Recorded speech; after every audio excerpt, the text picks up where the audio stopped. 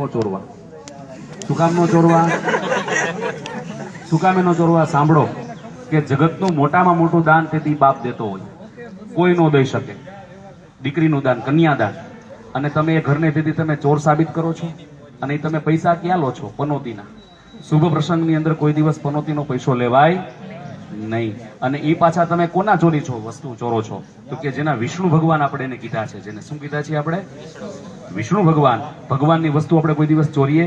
આ તો પિક્ચરોની અંદર આપણા હિન્દુ ધર્મને તોડવા માટે એક મોટું ષડયંત્ર હાલે છે. એમાં આપણે ફેશનમાં આપણે જાણતા નથી કે આપણે કેટલું બધું આપણે અનર્થ કરી રહ્યા છીએ.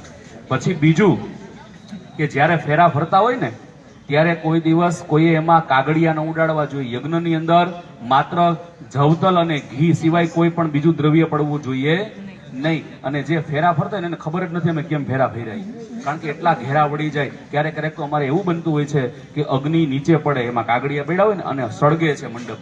માટે હંમેશા તમારે ક્યારેક લગ્ન જોવા હોય ને તો તમે સર્ચ કરજો.